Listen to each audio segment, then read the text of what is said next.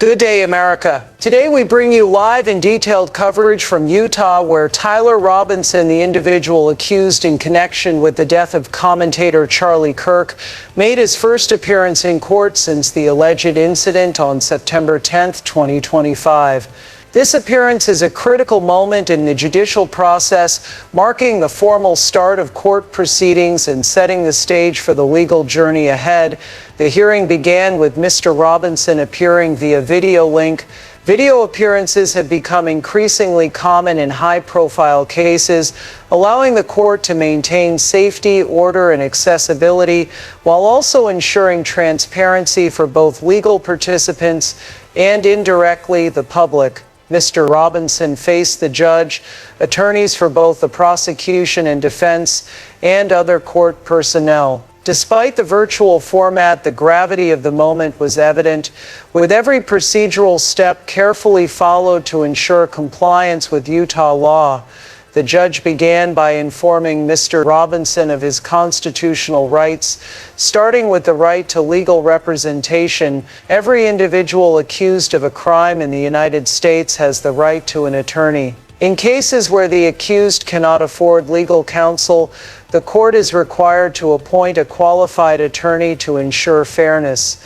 Because Mr. Robinson indicated that he could not afford an attorney, the court provisionally appointed a defense lawyer. This appointment is particularly important in cases where severe penalties are possible, including life imprisonment or the death penalty. The appointed attorney must meet strict qualification standards under Utah law, including expertise in handling serious criminal cases, familiarity with capital case procedures, and the ability to provide effective representation in court. Next, the judge reminded Mr. Robinson of his right against self-incrimination. These rights are fundamental to the American judicial system, protecting individuals from being compelled to provide statements that could be used against them in a legal proceeding.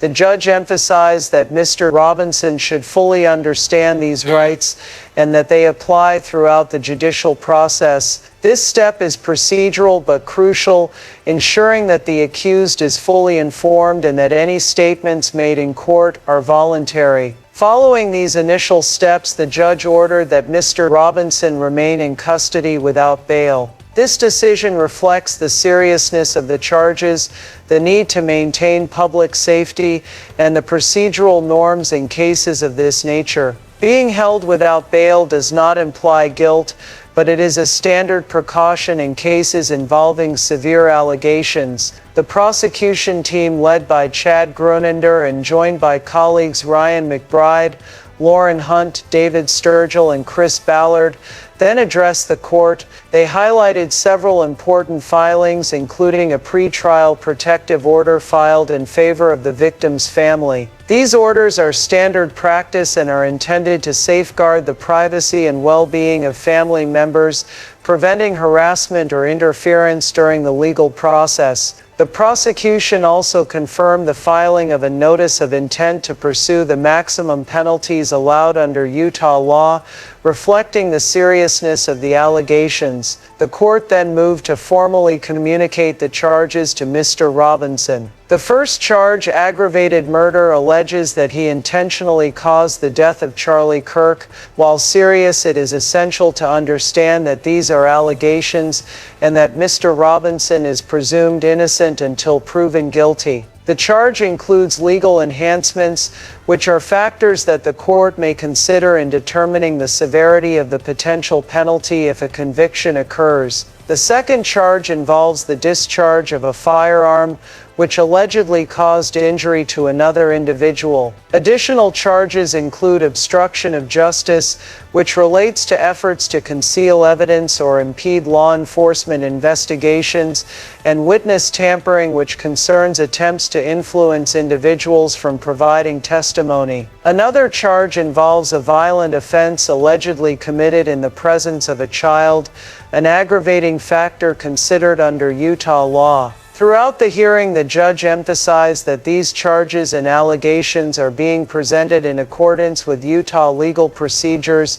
and that Mr. Robinson has the right to challenge them in future hearings. This initial appearance is procedural but essential, establishing the legal framework for all subsequent proceedings. After the charges were formally read, the judge confirmed the next court date for September 29th at 10 a.m. via WebEx. This will be a procedural hearing to address administrative and preparatory matters before any trial proceedings begin. The defense team will review all evidence and filings, ensuring that Mr. Robinson has the opportunity to mount a proper defense. Discovery, which includes reports, documentation, and evidence gathered by law enforcement, will be provided to the defense in accordance with the law. Experts note that initial hearings such as this are primarily procedural. They serve to inform the accused of charges, establish legal representation, and begin the formal process of discovery. While these proceedings are brief compared to a full trial,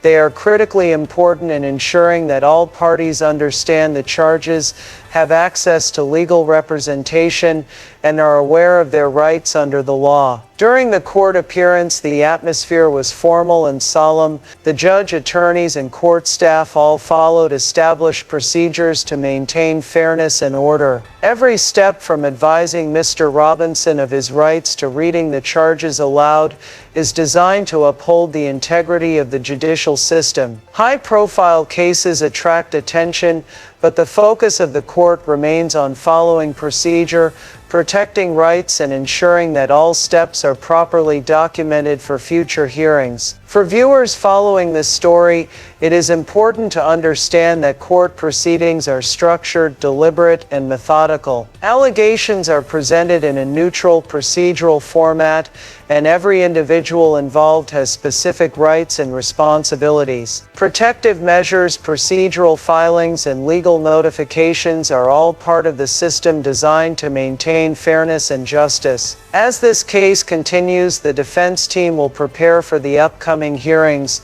They will review evidence, file motions as needed, and strategize for the trial. The prosecution will continue its work providing all necessary documentation and adhering to deadlines for discovery. The court will monitor all filings and schedule hearings to ensure that the process proceeds according to the law. For viewers, it is essential to follow credible updates and avoid speculation. Court proceedings are public records, and accurate reporting is the best way to understand the development of the case. We encourage you to like this video, share it with others, and subscribe to our channel to receive updates as soon as new developments are available. By staying informed, viewers can follow the legal process accurately, understand the rights of all parties, and observe how the judicial system addresses serious allegations. This first court appearance serves as a foundation for the entire legal process. It establishes representation, communicates the charges,